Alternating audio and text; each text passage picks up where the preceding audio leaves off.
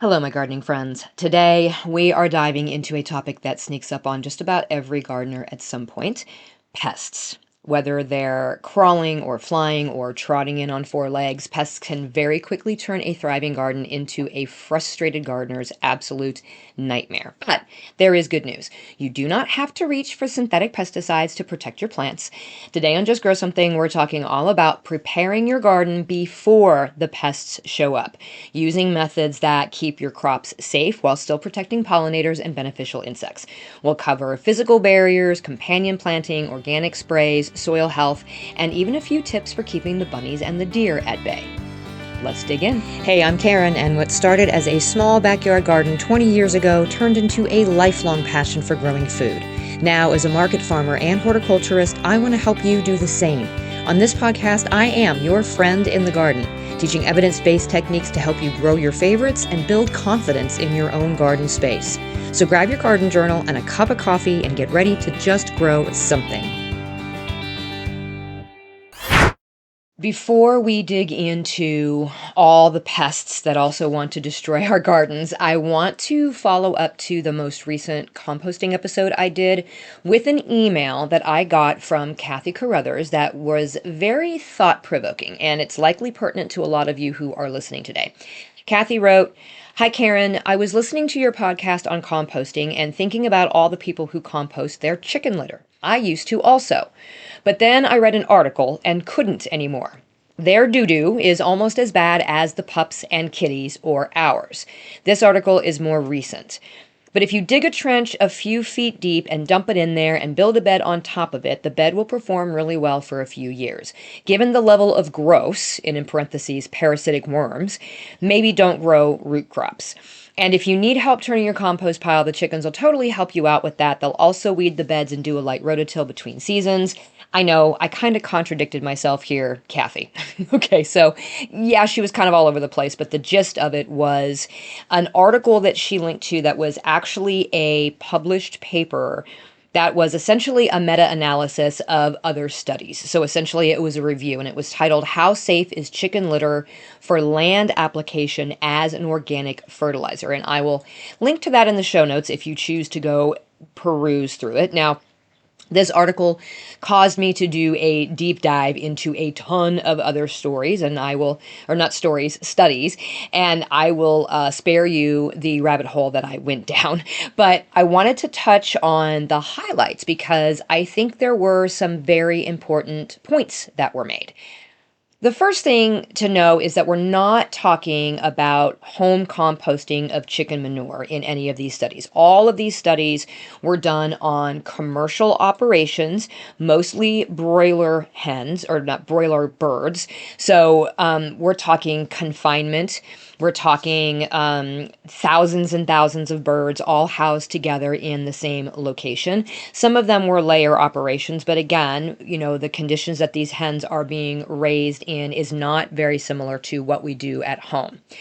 To define chicken litter, we're talking about the combination of bedding materials, manure, droppings, feathers, and any other organic matter that is in those chicken coops or on those poultry farms, right? The commercial use of this, what they refer to as chicken litter, means that the litter is incorporated into the soil before planting, or it is used as a top dressing during the growing season. We generally are not looking at it being actually composted before being used. It might be aged in terms of it's been sitting in a giant pile outside, you know, some of these houses before being spread, but it's not necessarily composted. There are specific requirements in the Food Safety Modernization Act for how long or how soon after manure is applied to a field that an edible crop can be harvested. Okay, let me say that again. The Food Safety Modernization Act was put in place to help with some of these issues that we have been seeing, like E. coli outbreaks and that sort of thing. And there are some requirements that were put in place for This is when or how you can apply manure to a field where an edible crop is being grown, and how long you have to wait between that manure being applied and being able to harvest that crop. That's great. But there are no requirements for how long that manure needs to be aged before it is applied, much less composted, right? So it can be coming straight from the barn and being put out into the field, and then there's just a matter of time that they have to wait before they can harvest an edible crop out of there, and that depends on whether or not it's a root vegetable or an above ground crop. So is it any wonder that we are having E. coli outbreaks? Yes, chicken litter and all other types, these other types of animal manures are very, very nutritious for our soil. They are great for vegetable production. It's also a really good way to kind of recycle a lot of the stuff that is being used in one industry, one operation, meaning whether that's eggs or that's actual chicken itself, and using that byproduct as a way to also improve another product. That's fantastic. But the key safety concerns in all of these studies of chicken litter are its contamination with pathogens. So things like bacteria and fungi, parasites, viruses. They were also looking at antibiotics and antibiotic resistant genes. There was also concern about growth hormones such as egg and meat boosters, and then heavy metals that are present in the feed itself, and pesticides.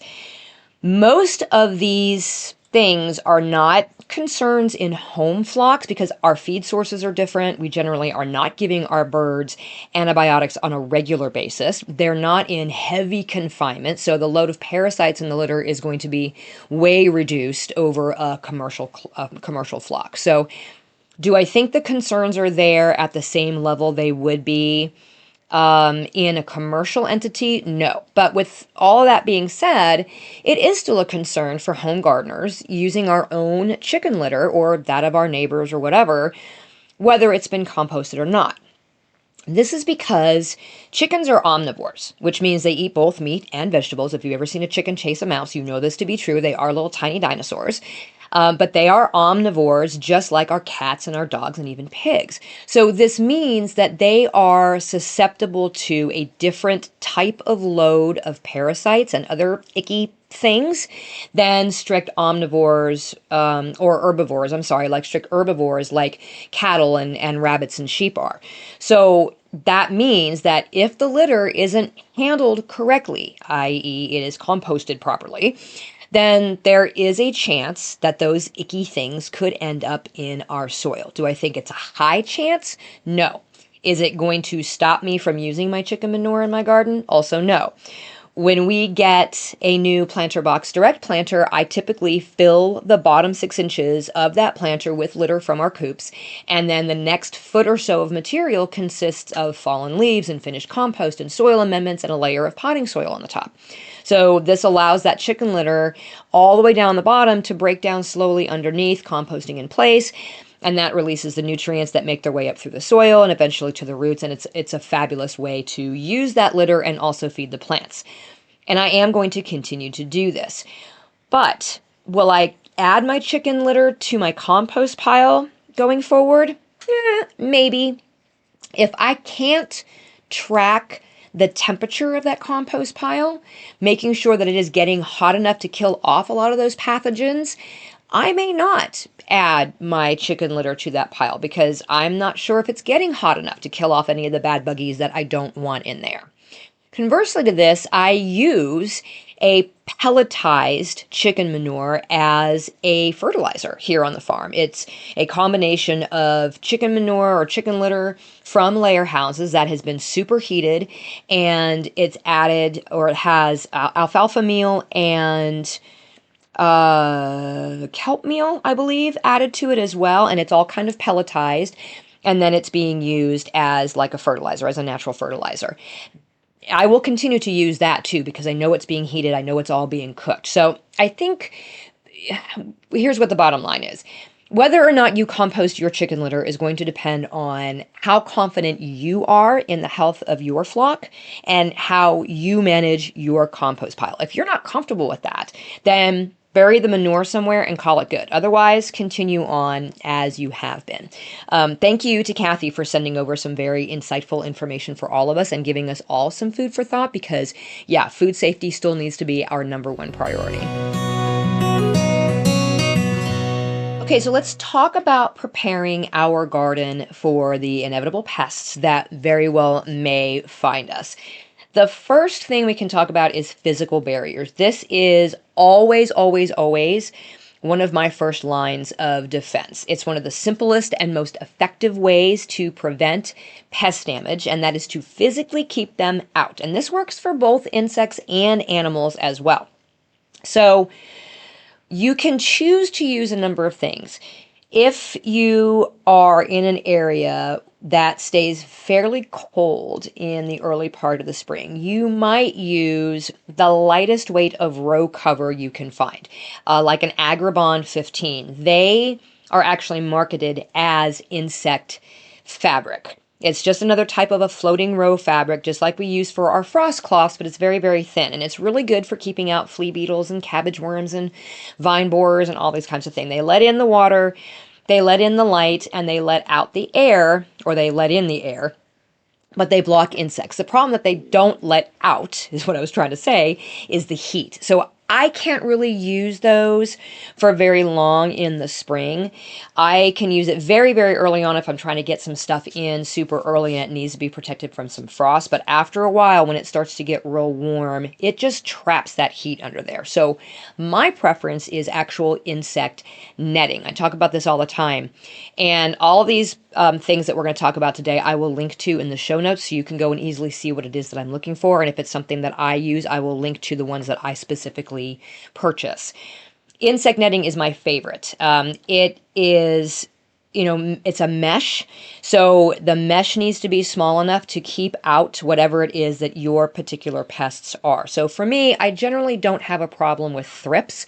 So I don't have to get the super, super fine woven stuff, which can be a little bit more expensive. So if you don't need it, you don't have to use it. All of these, the texture is very much like tulle.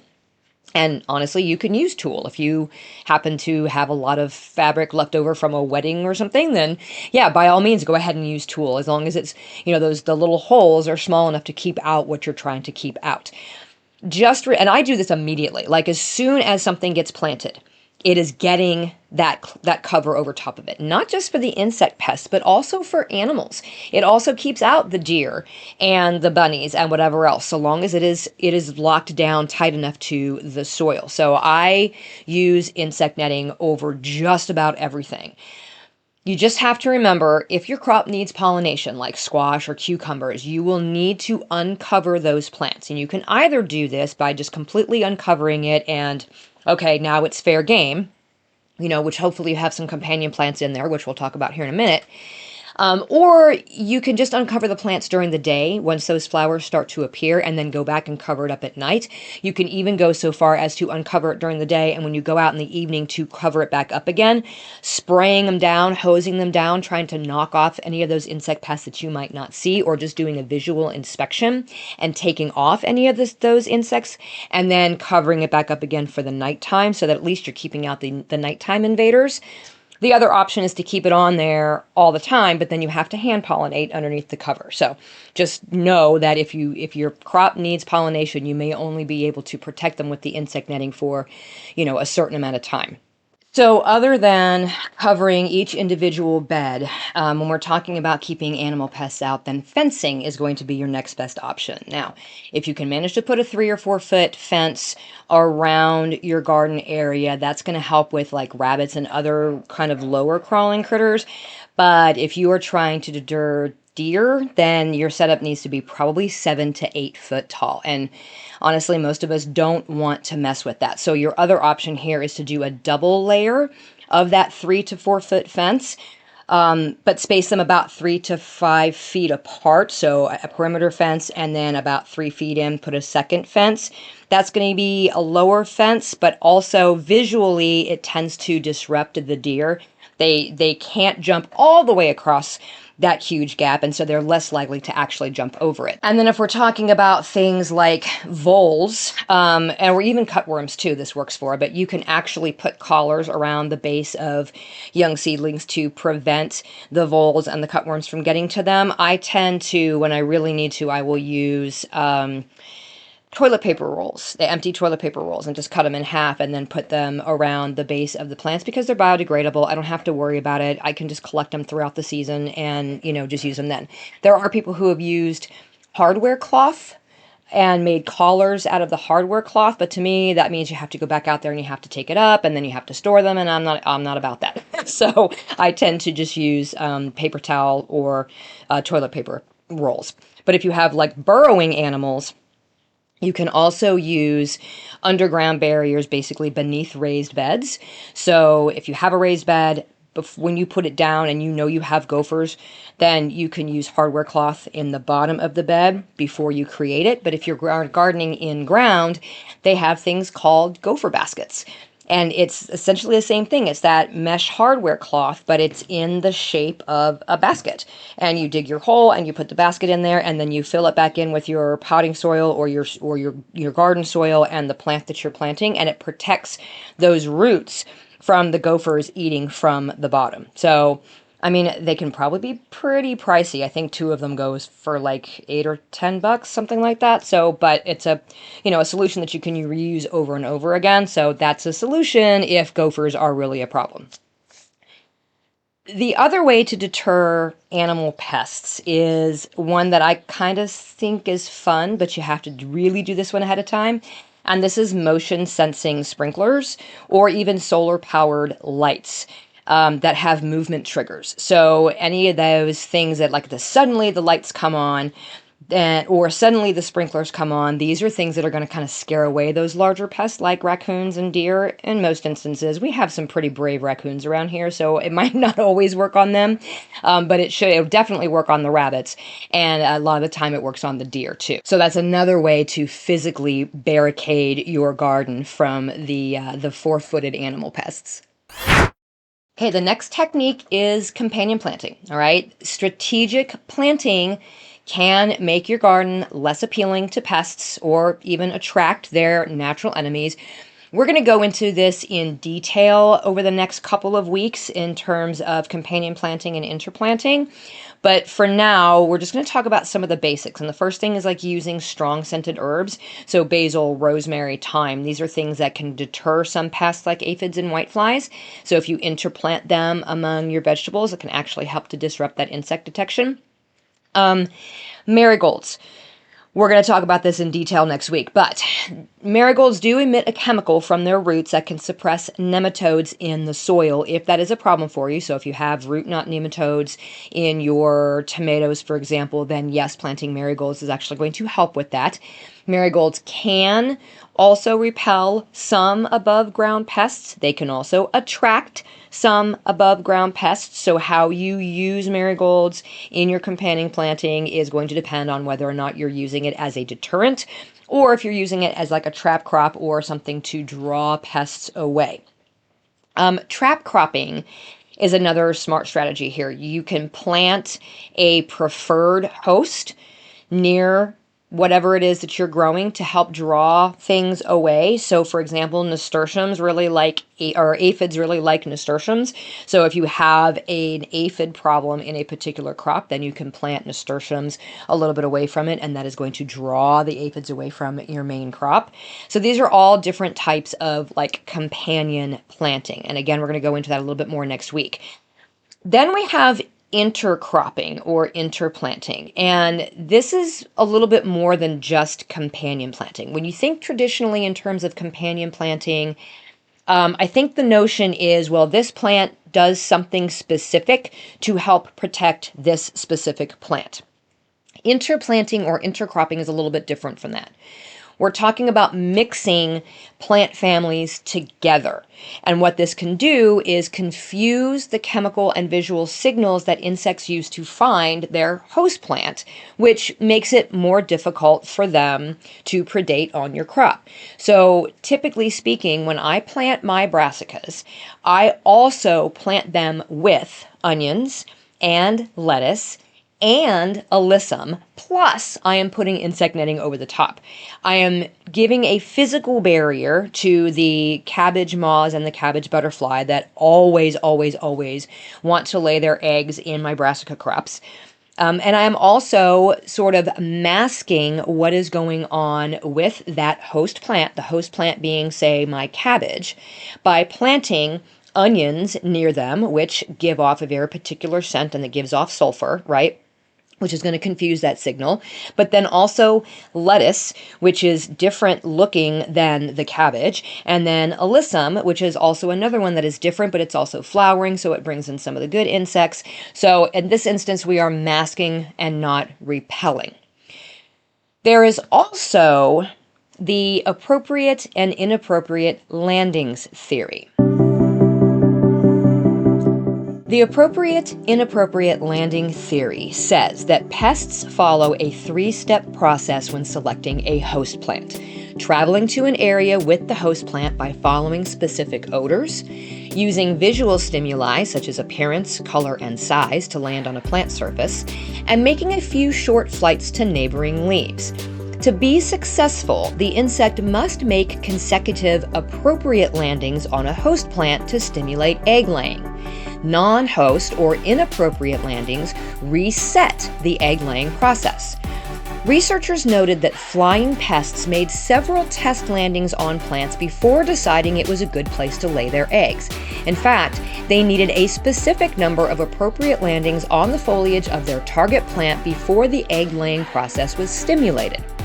So when interplanting non-host plants together with host plants, in other words, mixing the species up like I do with my brassicas, the pests will end up making an occasional landing on a non-host plant, and that throws off the likelihood they will be stimulated to lay their eggs. Now, it should also be noted in these studies that the researchers saw that when crops were grown on bare soil, the insects laid their eggs 36% of the time. Compare that to when those host plants were surrounded by companion plants, where the insects laid eggs only 7% of the time.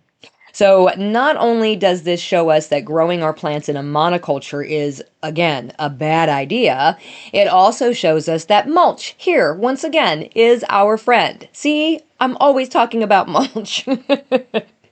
Now, keep in mind, companion planting isn't a silver bullet, and I think we need to be very specific about what we plant together if we have a particularly ruthless pest like squash vine borers or squash bugs.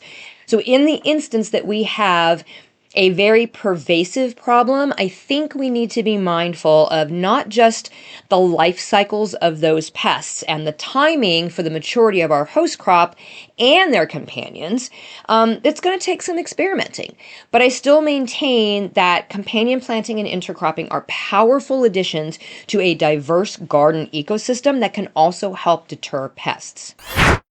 I have been very impressed with how my new rosebush from Heirloom Roses has continued to fully leaf out after spending all winter in its pot outside in our harsh Missouri weather. I think the reason it has done so well is because it's not a grafted plant. By choosing own root roses, you're making a smart choice for the long-term health and beauty of your garden. While grafted roses may be the easy option, they come with hidden risks. The grafting points can make them more vulnerable to disease and winter damage, typically shortening their lifespan to around 15 years. Own root roses, though, have strong natural root systems that make them more resilient and better equipped to handle challenging conditions like our west central Missouri winters, even in a container. Many of these roses can thrive for 50 years or more, providing lasting beauty to our landscapes. At Heirloom Roses, they focus on growing healthy, true-to-variety roses that are naturally strong and resilient. By choosing own root roses, we're creating a garden that will continue to thrive and bloom year after year, providing lasting beauty. Get your own root roses by going to heirloomroses.com and use code JUSTGROW at checkout to save 20% on your new rosebush. Heirloomroses.com with code JUSTGROW. The link is in the show notes. Okay, the next thing we can use to be prepared for garden pests is organic sprays and soil amendments. So there are a lot of organic approved treatments that can help with pest problems, but the timing and the technique matter because we do not want to be doing more harm than good, or we don't want to be harming, the beneficial insects while we're trying to get rid of the ones that we don't want. So the first one we can look at is insecticidal soaps and oils. These are very effective against soft-bodied insects like aphids and spider mites and whiteflies. It is important to apply these early in the morning or late in the day to avoid direct sun, which can cause leaf burn, and also to reduce that exposure to the pollinators. We also do not want to spray insecticidal soaps on flowers where the bees might be foraging, and if we can, we want to direct the spray at the insect pests themselves when possible instead of blanketing the entire plant, unless the entire plant is basically infested, and then by all means go for it. You can buy insecticidal soaps or you can make your own. If you mix 1 to 2 tablespoons of pure liquid soap, and no, we are not talking about dish soap here. Dish soap is not soap. It's actually a detergent. We want a liquid soap like a Castile soap. So 1 to 2 tablespoons per quart of water. Additionally, you can add a tablespoon of vegetable oil to this and kind of helps make things a little bit more sticky. Shake the bottle up to combine the mixture, and you can use that just on its own. If you want a little boost to this, you can also add some other pest deterring ingredients. So apple cider vinegar, ground red pepper, garlic powder. I have used rosemary oil and mint oil just to make this a little bit more effective. Your second one would be neem oil. This disrupts the life cycle of a lot of different pests, but it can also affect beneficials if it's overused. So you want to apply neem oil only when necessary, and you want to target your problem areas. Make sure that you are following the directions on this. The next one would be BT. This is Bacillus thuringiensis. This is a naturally occurring bacterium that is found in soils and on plant leaves worldwide. It produces proteins that are toxic to certain insect larvae, which is how we use it as a biopesticide. It targets caterpillar pests like cabbage worms and tomato hornworms. It is harmless to birds and bees and mammals, but again, we want targeted application. We don't want to use this broadly. Another one is spinosad. This is another naturally occurring soil-dwelling bacterium. It was collected on a Caribbean island somewhere in the early 1980s. It's the only place that it naturally occurs. Spinosad controls all stages of bagworms, beetles, mites, caterpillars, thrips, leaf miners, codling moths, a whole bunch of different ones. This is another one that is also safe for beneficials, but only after it has had a chance to dry.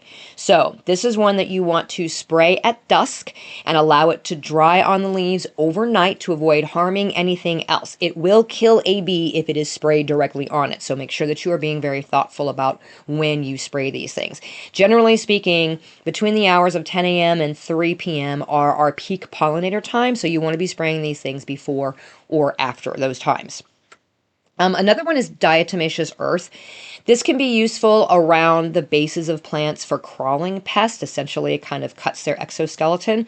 It is only effective when it is dry, and it can also affect beneficial insects. So make sure that you are using it selectively and try not to do it during blooming periods. And you also are going to have to reapply it after a rainfall. Another one that I have used in a similar manner is First Saturday Lime. It is also drying to insects. It is, if I remember correctly, it is not water soluble, so you don't have to reapply it every single time it rains. And it tends to be a little bit safer than DE in terms of breathing because there aren't any sharp edges to it. But again, you just kind of have to be selective about the way that you use these things. And then finally, let's look at soil health amendments. Healthy plants are naturally just more resistant to pests.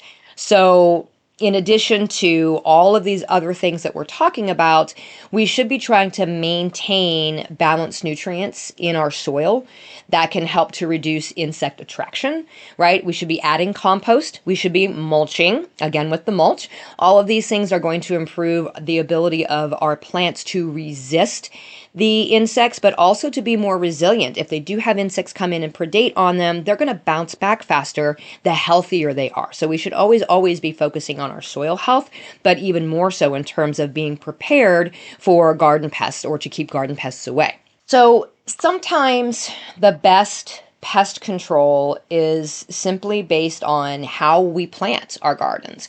So succession planting, this is going to reduce the window of vulnerability. I've talked about this before in terms of battling like squash bugs and vine borers and cucumber beetles in our squashes.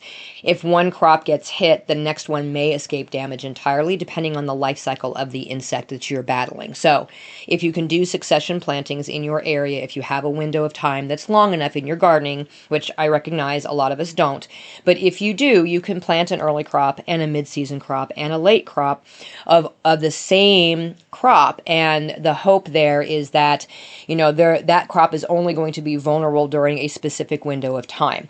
This does work depending on the pest. So something like a squash bug, this is not going to work for, because squash bugs overwinter as adults. They come out and immediately begin to reproduce, and they will continue to reproduce over and over again all the way through until you have your first frost in the fall. So in this way, succession planting is just a way to try to keep up with the pest damage. In terms of something like the squash vine borer, they do have a very specific window of reproduction where they're flying around and laying their eggs. And once that's done, that's done. And the rest of the season, you are free of that pest. So if the vine borer is your main problem, then maybe you don't plant anything at all in that family early in the season, and you wait until the end of July to plant those susceptible plants, and thereby you have closed that window of vulnerability and you have no problem getting a crop. The other thing is, again, that diverse planting. We already talked about it in intercropping, mixing those crop types, mixing the growth stages. This helps to prevent pest populations from establishing, because we're not growing in a monoculture. We want everything growing together. I know, for some of us, this is really hard to get past. It took me a really long time to sort of get beyond this idea where everything should be grown in a nice, neat row, and this should only be this crop, and this should only be this crop over here in this bed, and mixing them together. It can be aesthetically pleasing. If that's what you're going for in your garden, if you really want your garden to look pretty, you can do diverse plantings and mix these crop types in and amongst each other and still make it beautiful. It just isn't going to be linear, and we don't want one crop all by itself ever, okay? The other thing, too, is crop rotation. So this absolutely will help disrupt pest life cycles, especially for soil-borne insects and also soil-borne diseases. But I understand that it is very difficult for a lot of home gardeners to be able to actually truly accomplish crop rotation, because a lot of us are gardening in very small spaces. So do you have to rotate your crops all the time? No. I know that's an unpopular opinion, but especially coming from the farming side of things, where crop rotation is like beat into your brain, yes, you absolutely have to rotate. Again, if we're not growing things in a monoculture, there is less likelihood that specific pests are going to build up in the soil and specific diseases, okay? So if you are gardening in a very small space and you have not seen any sign of soil-borne pests or diseases, then you likely don't have to worry as much about crop rotation. Should you grow the same thing over and over again in the same bed year after year after year? No. But do you have to move it every single year and leave it, where it's 3 years before you plant something in the same crop family in that spot? Not necessarily. Only if you are seeing those soil-borne insects. And if you do have a very small garden and you're gardening in a very small space, and a lot of these plants are already naturally sharing the same soil space, then your option may end up being just not growing that crop this year, or for a couple of years to break that life cycle. We did that with squash. We were so overwhelmed with the squash pest that we took it was either 1 year or 2 years off completely from growing zucchinis and summer squashes and winter squashes, anything in that family, just to break the cycle. So that might be your only option if you need to disrupt a pest life cycle. Otherwise, yes, practice crop rotation as you can. And of course, we want to scout early and often. So we want to be looking under the leaves. We want to check the stems and the soil and watch for early signs of trouble. If we can catch a problem before it spreads, it is always easier than playing catch up. So let's touch again on protecting crops while still encouraging pollination. If you are growing flowering crops that need pollination, specifically squash or melons that are insect pollinated, not wind pollinated, then we're going to need to strike a balance a little bit in terms of protecting those crops while also encouraging those pollinators to come in and do their jobs. So those removable row covers, again, pulling those back during flowering, or the other option, which is hand pollinating while they're still protected. I guess it really just depends on how important that crop is to you. If you are somebody who relies on zucchini, you guys eat a lot of zucchini in your kitchen fresh, you freeze a lot of it, for the off season, and this is something that you really need to come in, then you might be willing to hand pollinate, if that's the only way that you're going to get that crop. The other thing is to just be vigilant in checking for those pests. If you start and as soon as you plant, you're checking daily or every other day, every evening, whatever it is, for those pests, then you are more likely to keep them at bay, or at least keep them in check, so that they're not taking over the plant. And again, if you have very healthy soil and you have very healthy plants, those plants are going to be able to stand up to some of those pests. Now, something that I'm considering trying this year as an experiment is using some mesh netting with slightly larger holes. So very similar to the insect netting that I am currently using, but something that is a little bit larger, that is small enough to block the squash bugs while also allowing the smaller pollinators to still get in there. So I'm not going to do this over my whole crop because, it could be disastrous, but I'm going to take one small section of my squashes and try this out and see if I can strike a little bit more of an even balance here, where I'm keeping out the majority of the major pests, so that would be the squash bug and the vine borer, but still allowing those smaller pollinators access. I do have cucumber beetles, and they would likely be able to get in through these holes that I'm thinking about, but they are less of a problem in my squashes than they are like in my actual cucumbers. And believe it or not, cucumber beetles can actually sometimes act as pollinators in squash because they get right into the flowers. But I'm hopeful that some of the smaller, like, the syrphid wasps and all the other kinds of things that go in there might be able to pollinate on my behalf, and I won't have to worry about taking that netting off. So we'll see. If I actually find something that I think is suitable and give that a shot, I will certainly report back and let you know. In the meantime, we still do want to encourage all of those native pollinators. So we want to plant those bee-friendly flowers nearby. We don't want to spray anything, even if it's organic, during our peak bee activity between 10 a.m. and 3 p.m. because, of course, pollinators are essential allies in the garden, and so we want to protect them as fiercely as we are our garden. Being proactive with pest management and being prepared ahead of time is all about observation and preparation and just balance. So we should be using physical barriers, planning out our plantings, supporting our soil health, and also applying those organic controls thoughtfully so that we can have a productive garden without reaching for synthetic chemicals.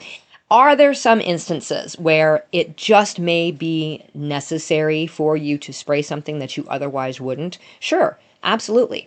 If you have gotten into a situation where you have a crop that you are relying on and nothing you're doing is working and you have to resort to something that is synthetic, okay, you know what? Give yourself the permission to do that. Here's the thing about the prevalence of these synthetic chemicals. It is the overuse of these synthetic chemicals. So I will never take a hard line and tell somebody you should never do something in your own garden. If you are trying to feed your family and you are doing that in the best way that you possibly can, and you have tried everything else to be able to get rid of these garden pests, and you are at your wit's end and it's your last resort, then fine. Use a chemical that is your last resort. Use it responsibly. Use it according to the label. Remember, the label is the law. We want to make sure that we are using it to where it is effective and it is not going to cause issues with causing, resistant insects to develop. This happens when you overuse or underuse. So make sure that you're following the directions. And then try to find ways where you can improve it for the next season. So your garden is a living system. So what works one year may need tweaking in the next. This is where good notes comes into play. Staying curious, not being afraid to experiment with things. Don't beat yourself up if it doesn't work. We are manipulating Mother Nature, and that doesn't always go in our favor. So if you have had success with a particular pest management strategy that goes for a particular pest that maybe I don't talk about, I know I talk about squash bugs and vine borers and cucumber beetles a lot because those are the things that are the bane of my existence in my garden, okay? Those are the things that I am most worried about. Do I occasionally have aphid problems? Yes, but they are rare and I generally can take care of them without a problem. So I would love to hear from you. Drop me a message, tag me on social media, and tell me what pests it is that you have traditionally had to battle and any success that you have had with battling that. If you are in the Just Grow Something Gardening Friends Facebook group, post it in there so everybody else can learn, because we want everybody to learn. And if I get enough of these responses, then maybe I'll go ahead and make another episode where I follow up with your solutions for pest management. So until next time, my gardening friends, keep on cultivating that dream garden, and we'll talk again soon.